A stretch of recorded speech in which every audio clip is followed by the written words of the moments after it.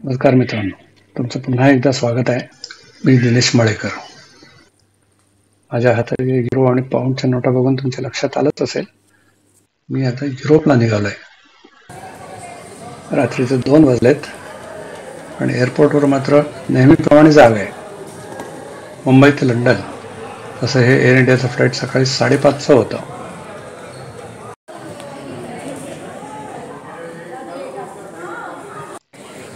Check in, immigration या formality complete करण्यासाठी साधारणतः 3 ते 4 तास आधीच जावं लागलं.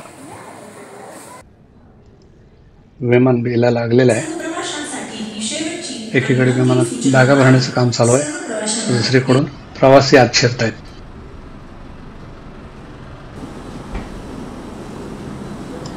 हा समोर दिसतो तो विमानाचा गेट. विमान बोईंगचं 777 विमान होतं. या विमानाला 2 पॅसेजेस आहेत. मी दुसऱ्या पॅसेजमधून आत शिरलो.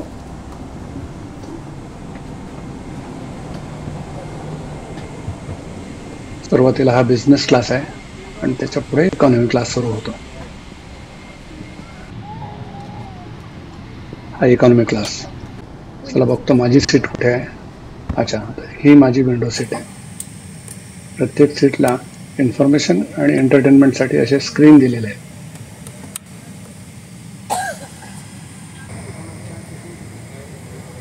डोळ्यावर थोडी झोप होती आणि उत्सुकताही होती. हळूहळू प्रवाशाने विमान पूर्णपणे भरलंय. विमानाने पुशबॅक सुरू केलाय. विमान आता धावपट्टीवर आलाय आणि हळूहळू चांगला वेग घेईल आणि पटकन हवेत उडेल.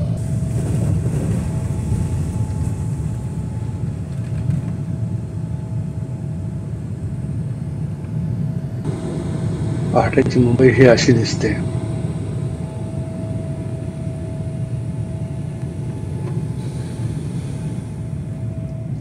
चोवीस तास जाग असणारी ही मुंबई.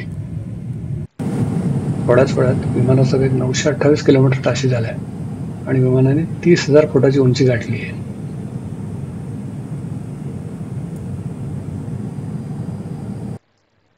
जेवण आलेलं आहे, जेवून घेतो. सोबत हा असा गरमागरम चहा.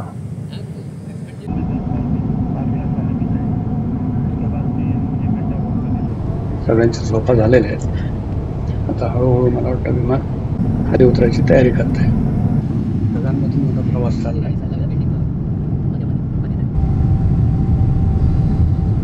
खाली लंडन शहर दिसायला लागले.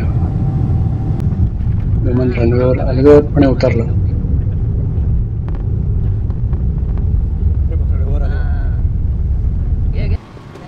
चला आता उतरतो. इमिग्रेशन करून बॅगा ताब्यात घ्यायला पाहिजेत. थँक्यू.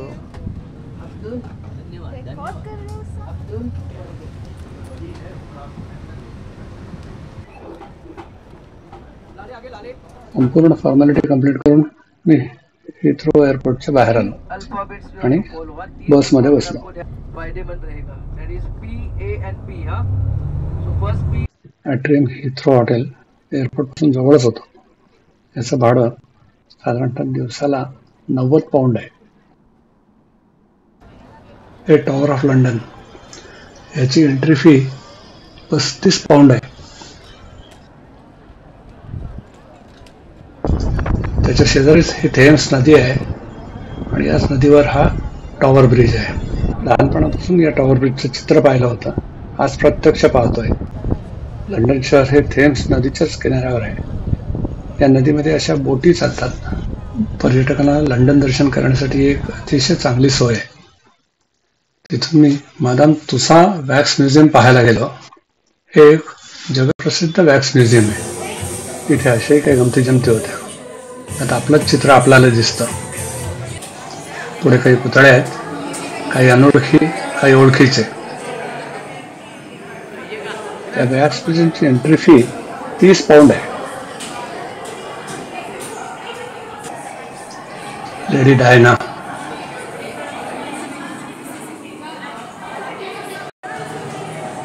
हे सध्याचे ब्रिटनचे राजे चार्ल्स.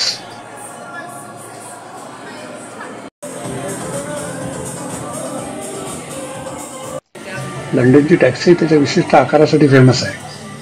त्याच धर्तीवर ही एक राईड तयार केली आहे.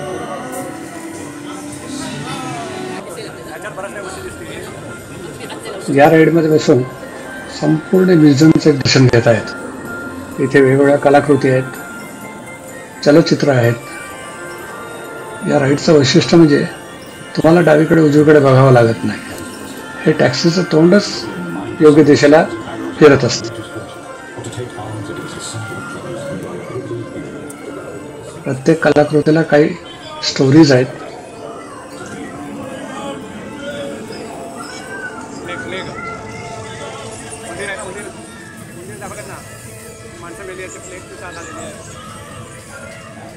ही लंडन बेकरीची प्रतिकृती आहे. असं म्हणतात की या बेकरीमुळेच एकेकाळी संपूर्ण लंडन जळून खाक झालं होतं.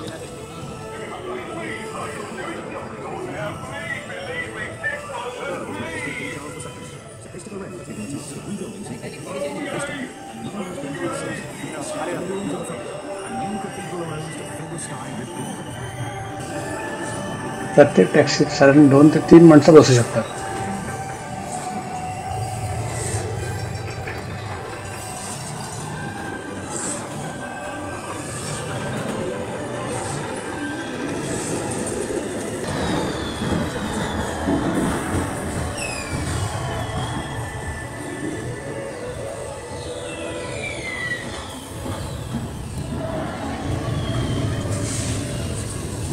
हे 19व्या शतकातलं इंडस्ट्रियल रेव्होल्यूशन दाखवलंय.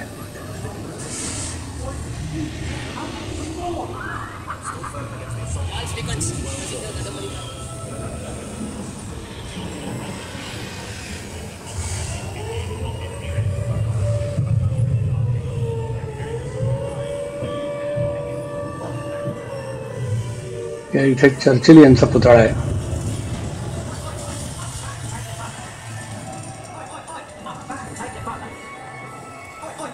या पॉइंटवर आपला फोटो काढला जातो आणि बाहेर पडताना तो आपल्याला कॉपीज देतात. अर्थात त्याचे पैसे मात्र स्वतंत्रपणे भरावे लागतात.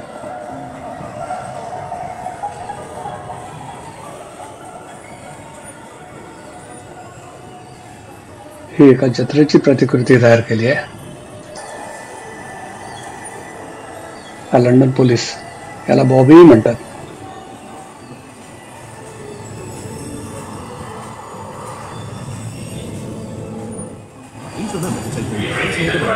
ही राईड इथे संपते.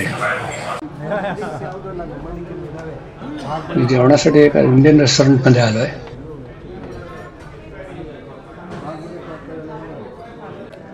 संपूर्ण भारतीय पद्धतीचं जेवण होतं.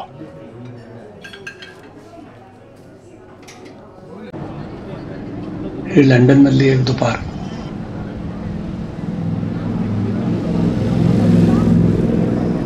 इथली डबल डेकर बस बघून मुंबईचीच आठवण आली.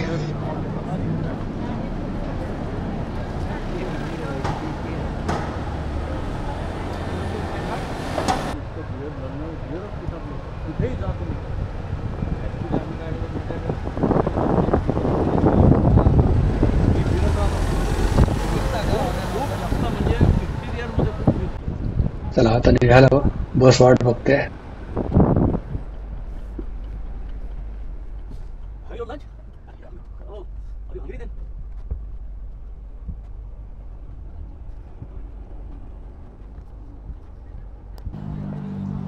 हा बकिंगहॅम पॅलेसचा परिसर आणि हा बकिंगहॅम पॅलेस.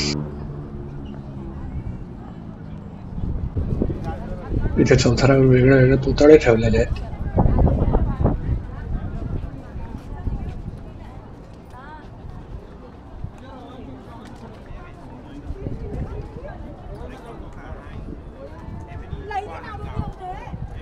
हे व्हिक्टोरिया मेमोरियल हे संपूर्णपणे बागांनी वेढलेले आहे.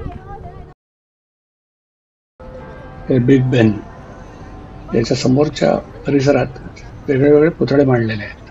हा महात्मा गांधींचा पुतळा. तिथून पुढे नदीच्या पलीकडे लंडन आय दिसतोय. हे एक मोठं चक्र आहे आणि याला 32 कॅप्सूल्स आहेत. या प्रत्येक कॅप्सूलमध्ये साधारणतः 25 ते 30 लोक बसतात. अर्ध्या तासात हे एक चक्र पूर्ण करतं. त्याची एंट्री फी 29 पाऊंड आहे. प्रत्येक कॅप्सूलचं वजन 11 टन आहे. प्रत्येक कॅप्सूलला एक नंबर दिलाय, पण गंमत म्हणजे नंबर म्हणजे 1 ते 33 आहेत, कारण 13 नंबरची कॅप्सूल ठेवलेलीच नाही अपशकुन म्हणून.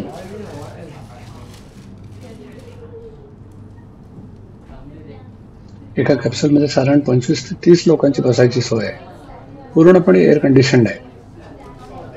हे चक्र एका विशिष्ट स्पीडनी कंटिन्युअस फिरत असतं.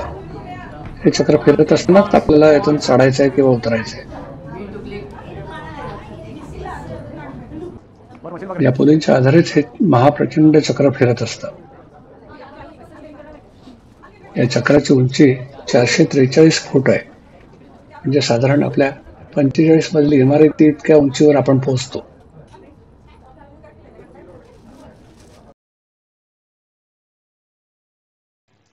हळूहळू आपण इतक्या वर पोहोचतो की इतर इमारती अगदी छोट्या छोट्या वाटायला लागतात. ते समोर लांब दिसतंय ते बिग बेन. सर्व बाजूंनी काचा असल्यामुळे तुम्ही संपूर्ण लंडन बघू शकता.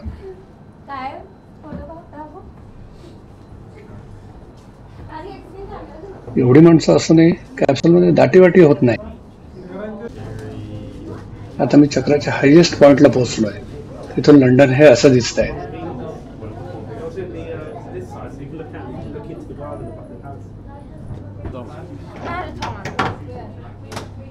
चला, आता उतरायची वेळ झाली. पटकन उतरलं पाहिजे.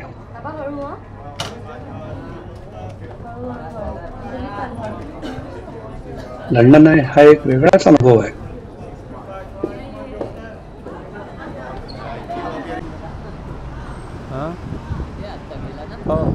संध्याकाळची वेळ झाली आहे, पण दिवस मोठा असल्याने संपूर्ण उजेड आहे. थंड वारा सुटलाय.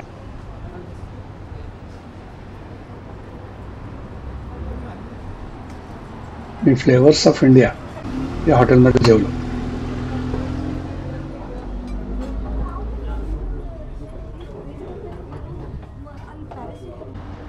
Flavours of India.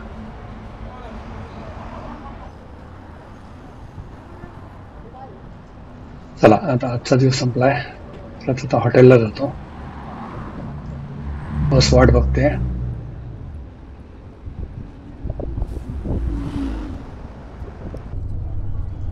वाटेत ही अशी लंडनची सबब मध्ये असलेली टुमदार घर दिसली.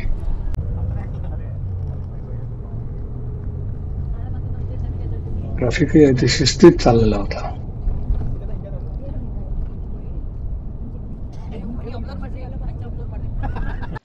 हॉटेलला हे असे लांब लचक कॉरिडॉर होते.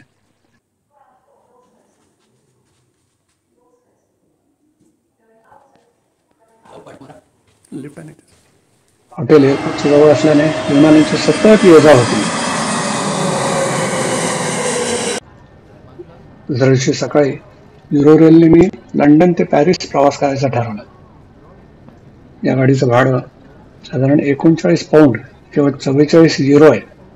टनेलमधून प्रवास करताना या गाडीचा वेग ताशी 107 किलोमीटर आहे. तर इतर वेळी ही 300 किलोमीटर ताशी या वेगाने जाते. 2.5 तासांचा हा प्रवास आहे. चला मंडळी, वक्तशीरपणाबद्दल ही गाडी अतिशय फेमस आहे. शिवाय स्वच्छता आणि टापटीपता आहेच. सर्व प्रवासी स्थानापन्न झालेले आहेत आणि आता गाडी सुटायची वेळ होते. प्रवासी आता मोकळे झालेले. दिवस उजाडतोय आणि गाडीने चांगलाच वेग धरलेला आहे.